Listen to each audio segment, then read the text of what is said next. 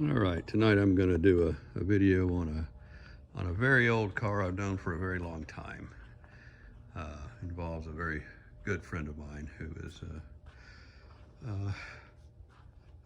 close to 80 years old now, and this is his lifetime achievement project here that he's worked on for a long time. And this is a 1928 Ford Model A pickup Roadster, and they call this as an AR model, which is the early versions of these. So I am certainly not the expert on Model A's. I know a lot about hot rod Model A's, but the originality of things is just what I've learned and been passed on to me, because I obviously didn't live that era. Here goes nothing with this thing. So I'll give it a brief overview. So on my website, there's lots of photos there. This car holds many awards, recent ones too, at the Autorama. It's been showed around quite a bit, and of course local shows and things like this. But it's a very high quality build, and what this car is, it's real. It's a Henry Ford steel car, and it's a Henry Ford steel frame that's been boxed and strengthened. So it's all everything real, and even the gas tank is intact and working, but we don't use it. It has a separate tank, but it's there. And so where my aspect of this car comes in is just the motor. We built this motor and configured it all here. The car ran for many years a first year small block 265, and he just had a 4-barrel on it, so it didn't really have a lot of luster under the hood. In fact, he has a hood on it, and we just run it off. He's got the steel hood for it, at least the top part of it, for far as I know.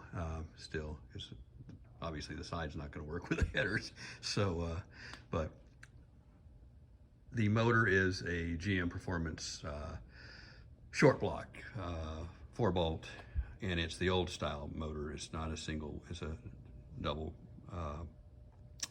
rear main seal, old style one. And it has a crane, hydraulic roller camshaft in it, hydraulic roller lifters. And these heads are basically, they're double hump copies. You can see the humps on them there, but they're aluminum. They're 202 heads. And with the chambering of these combustion chamber size and the pistons, this is a 10-to-1 right-at motor, not radically high in compression, but it's a very strong runner with the 4-deuce Offenhauser setup on that. Now that's a vintage setup that's on there, and it was restored by an old hot rod guy that kind of Tom knew that lived that era too, and so we configured that after it was restored onto this car. And basically I tuned this thing with a thermometer for each of the two carburetors, and try and get it all in the right temperature range, and it runs really good. The motor, you know, with these heads, any small block with this cam heads and compression, if you just threw a 4-barrel in it, is a 450 horsepower engine. Is pretty much what the crank dynos of all of the blueprints on those come out at. With this setup here, with that's some 1,000+ CFM on that thing, it's probably going to have a little bit more horsepower and probably a little bit lower torque in different ranges, just because of the nature of that. But it's cool, it's vintage, and just a little piece of history. That's what the Milner Coupe ran in American Graffiti. That's what they had on it there. So just a set of zoomies and some baffles. It's still pretty loud, but it's doable. I said the car just doesn't do much but shows and things like that. It's very, very, dangerously fast for what it is. Well configured. A lot of different parts in there. It has the sidearm motor mounts on it there, so a lot of strength in that. And the transmission is a built 700R4 by a guy we know here in Dallas, James Tarno. He builds a real good transmission for lots of high performance cars. And so it has a 700R4, so it's overdrive, and it runs a 410 7.5 beefed up, basically an S10 rear disc differential. in there. So, and of course, you know, steering rack and all the drop arms and everything here, which are common parts to a lot of these cars. All hot rods, some vintage lights, and it has a 6-volt UGA on it with a resistor, so that works. Get that. Let's see. So that's that.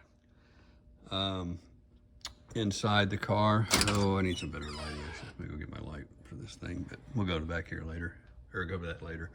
The fuel tank is that. Like I said, the factory tank actually works, but this is the fuel tank that runs on it now. It's all mounted in there really nice on this wood bed, show bed, and a set of wheelie bars, which they're on there all structured right and things like that.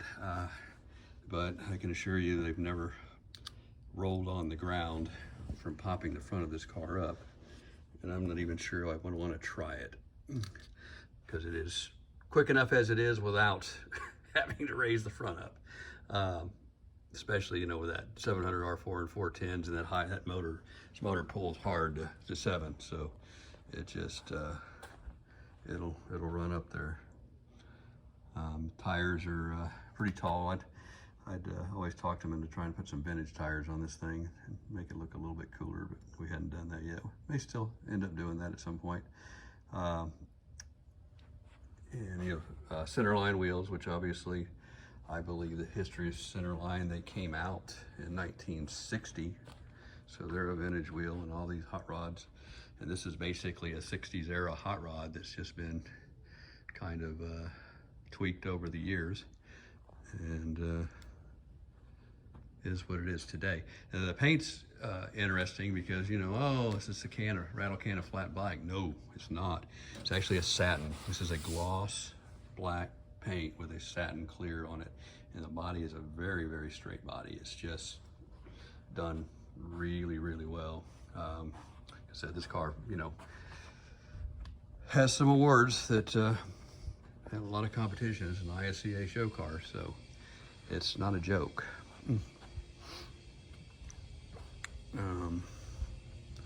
Let's see, you can even see there's the last show, gas tank checks and things like that. That's all it's used for. So it has gauge wise, you know, everything kind of here. Like I said, I'm sorry about the lighting, 'cause has a low car shifter, and this is a, you know, for the 700 R4. It goes down and down and down, bring it down there. So kind of the standard Model A panel with a oil gauge there, and there's your gas tank eye, which has no fuel in it, obviously. Speedometer, which does work, and up on top is a little addition of some digital stuff there, so well hidden and integrated to the car. Obviously it's not running, so those are just gonna idle. And then you have some neat stuff. If you look up on the front, there's a little hidden signal for your LED lights that are in there. Just little touches like that you have to look to see. For your low car shifter there, working parking brake. Starter button is right here. So cranks up. I'm not going to crank it up right now. There's other videos of it running. Don't want to stink up the building. The doors handleless, and if you go in here, just reach it right here. Here they click. It's electric. So both sides are that way. There's some real nice photos of under the seat and the very high quality wiring that's done to this car. A lot of Aero looking stuff that's done too in there. What else do we got here? Of course, there's your light, your turn signal bars down there. Driving wise, I've driven this car quite a bit. In fact, he'll tell you I've driven it more than him.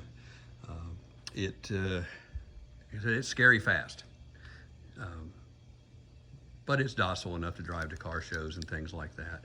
Of course, 4 carburetors and no chokes. It's not your creature comfort Lexus start, but once it warms up, it runs really, really well. I've got it tuned pretty nice, and it idles good. Walk away from it and stays running and come back, and it's doing good. Pulling at lights, it's good. As long as it's, you know, you give it a chance to warm up before you set out on a road, you're fine. And when you get on it, you know, little bit of hesitation these have, but once it opens up, oh man, you better be prepared to drive or go for a ride, because it'll give you both. And